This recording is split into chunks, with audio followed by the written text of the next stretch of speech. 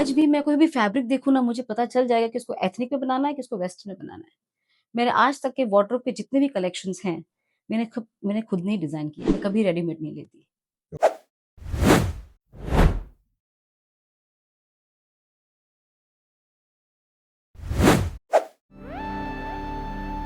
You're watching Success Fun Day.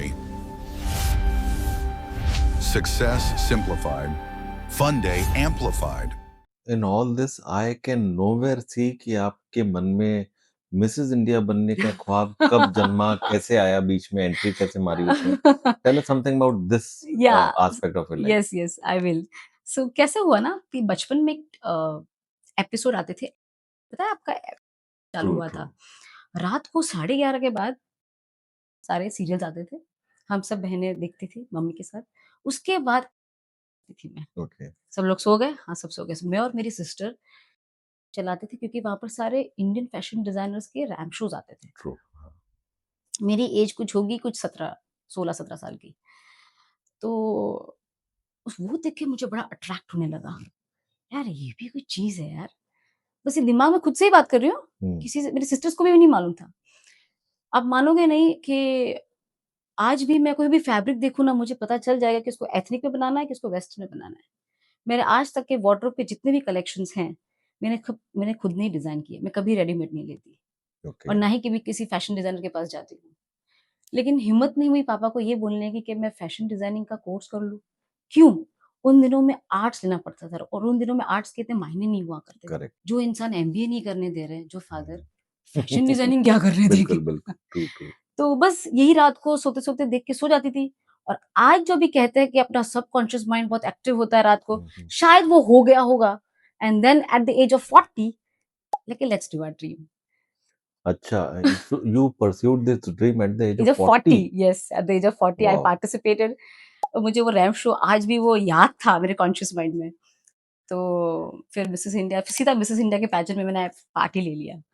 फिर with no such special training की coaching nothing and I won the crown. Wow wow. So एक major take away अभी तक के इस discussion से जाता है, age is just a number, age they say, they never say it wrongly. Age is just a number. अगर आपके मन में आप ठान लो कुछ अचीव करने की, तो आई थिंक कभी भी उम्र के किसी भी पड़ाव में कुछ भी अचीव कर सकते हो। Age is just a number. True well great. Said Ravi ji. So ये आपने हो गया, लेकिन इसमें आपने फिर क्रिकेट का और पिकल बॉल का भी एक एस्पेक्ट दिखाई देता है आपकी इस जर्नी में। वो कैसे शुरू हुआ फिर? आपको हिम्मत और टाइम मिल जाता था ये सब करने के लिए? टाइम सबके पास होता है, it's all about priorities. Time सबके पास होता है। और रही बात हिम्मत की, सो पापा ने मुझे बचपन से सिखाया था ऑलवेज बी करेजियस। बिजनेस में क्या लगता है? पैसा लगता है, एक रुपया नहीं लगता है। So the glory in business is all about courage. So in the sports कब क्या नहीं सीख सकते।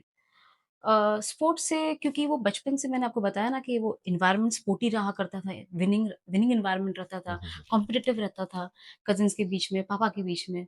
और मेरी कंपटीशन 99% पापा के साथ हुआ करती थी। सो दिमाग में हमेशा ये रहता था कि जीतना है। और कहे ना कि किसी भी चीज़ में को पाने के लिए मैं डिज़र्व करना ज़्यादा पसंद करती हूँ। जब पापा जानबूझ के हारते थे तो मुझे बहुत रोना आता था कि आप जानबूझ के क्यों हारे? अच्छा, आपको समझ में आता था। हाँ, समझ में आता था। अभी हम रोज़ कैरम खेल रहे हैं, तो हमें समझ में आता है ना कि ये कैसा खेला उन्होंने, सामने वाले का दिखता है ना, वो टक्कर की लेवल नहीं लगती है। तब मुझे थोड़ा दुःख भी होता था, रोती भी थी, जब आप जानबूझ के नहीं हारना, अच्छे से खेलो। तो ट्रू। रही बात सेम मिसेस इंडिया में भी ऐसा ही हुआ कि कोई भी चीज़ वो मुझे शायद बचपन का जो वो याद थी ना कि मुझे वो रैंप शो करना है, वो देख के, तब से दिमाग में था कि किसी न किसी दिन ये करना है। और फिर बस सारे वार्डरोब्स मेरे ही थे मिसेस इंडिया में। मैंने बताए तो उनको बहुत पसंद भी आए क्योंकि वो आर्ट था ना कि कपड़े खुद ही डिज़ाइन करने। तो मेरा सारा कलेक्शंस भी मैं वहाँ लेके गई थी, तो उनको बहुत पसंद आया। One award for best dresses also. Wow. वो मेरे टाइटल क्राउन्स थे। सो ये मॉडलिंग और ये सब मिसेस इंडिया, ये पूरी इंडस्ट्री में अपने खुद के कुछ नॉर्म्स होते हैं, हुँ। And you hailing from a conservative background, तो क्या कभी आपको वो कुछ बैकलैश या ऐसा रेजिस्टेंस आया कि नहीं, you are not supposed to do all this? हम खुद जब कॉन्फिडेंट होते हैं ना और हमारा व्हाई जब स्ट्रॉन्ग होता है ना, फिर जो नॉन कंज़र्वेटिव फैमिली भी होती है ना, वो भी अपना थॉट प्रोसेस चेंज कर लेती है, क्योंकि वो कॉन्फिडेंस खुद ट्रैवल करता है। यू मीन जब कंजर्वेटिव फैमिली है? हाँ, इवन टू कंज़र्वेटिव फैमिली। जब हम कॉन्फिडेंट होंगे तो ऑटोमैटिक सामने वाला भी कॉन्फिडेंट फ़ील करता है। हुँ, जब आप खुद ही अपने आप के लिए कॉन्फिडेंट नहीं हो, तो सामने वाला कितना भी कंज़र्वेटिव हो, वो नहीं आप पर ट्रस्ट कर सकता। Correct, correct, so modelling is not about कि भई स्पेशल नॉर्म्स है, कुछ रिवीलिंग थिंग्स है। आपका कॉन्फिडेंस आपके चेहरे पे आने वाला है। आई won the crown just because I was confident. That's true, it. This was the only reason. और मेरे इस कॉन्फिडेंस की वज़ह से मेरे मदर इन लॉ है, फादर इन लॉ है, उनको कभी ऑब्जेक्शन नहीं आया। ओके। अब अपनी मर्यादा में काम करते हैं, क्या प्रॉब्लम है? और आपके हस्बैंड भी या 100%।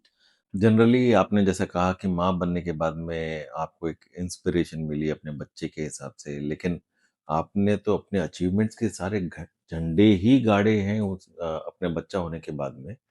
तो do you think was it your just motivation और your child was also a good luck charm for you?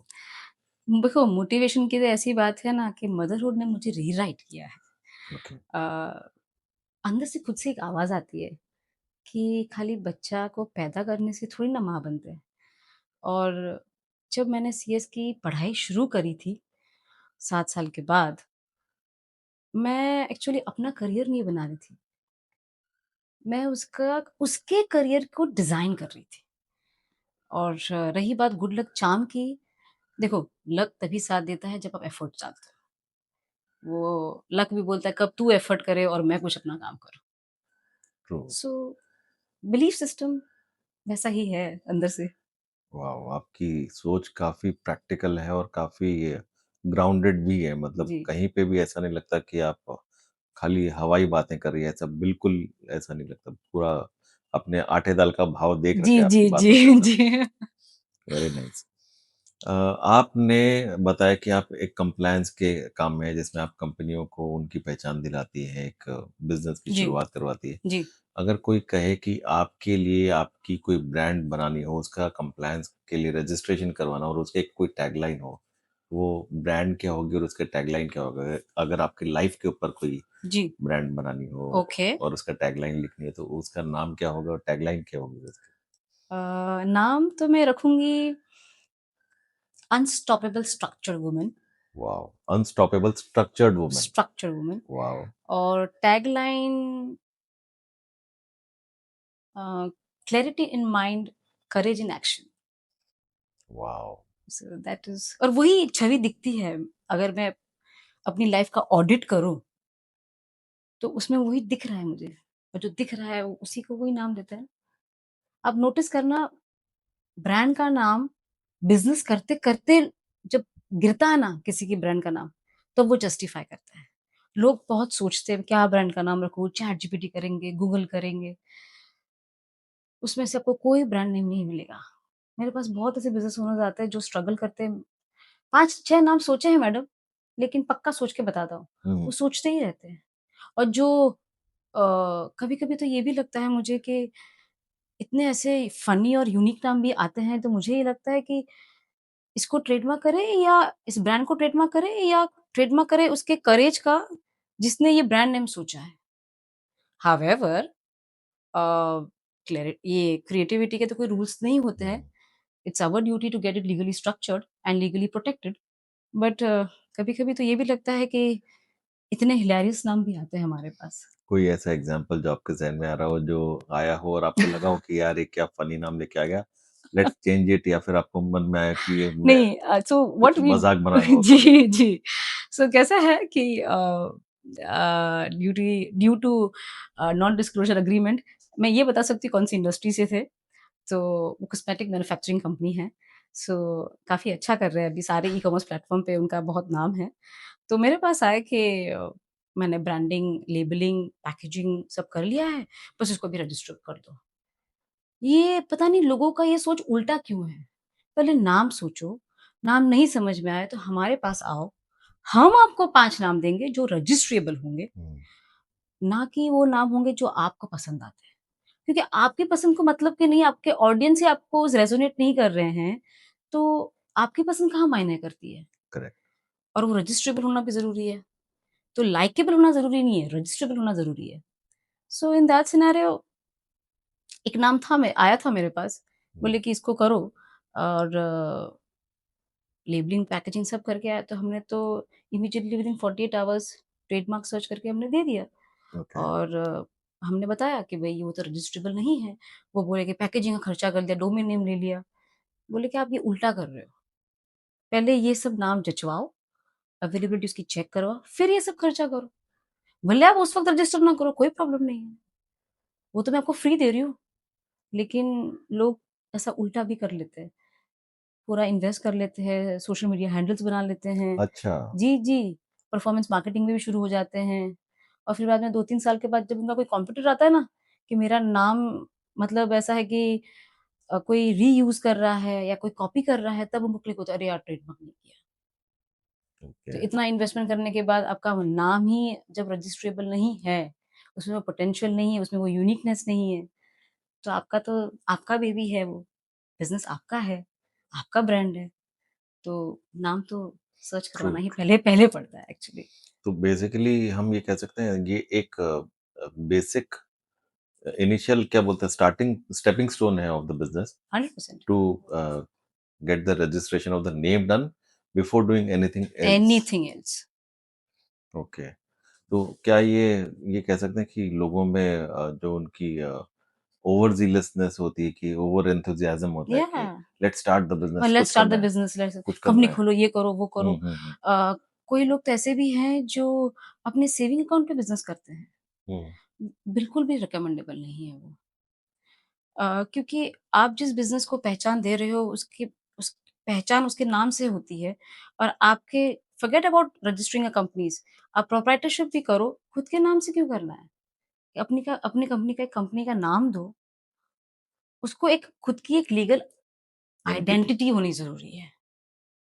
Correct. Otherwise आप कोई भी एग्रीमेंट कर लो, वेंडर एग्रीमेंट कर लो, सप्लाइंग एग्रीमेंट कर लो, कुछ भी एग्रीमेंट कर लो, आर्टिस्ट एग्री जैसे आपकी इंडस्ट्री में, आप आर्टिस्ट एग्रीमेंट कर लो, लेकिन वो नाम ही रजिस्ट्रेबल नहीं है, तो एग्रीमेंट करके करोगे भी क्या? एग्रीमेंट आई थिंक कर ही नहीं पाएँगे। कर ही नहीं पाएँगे। वो जस्ट अ पेपर।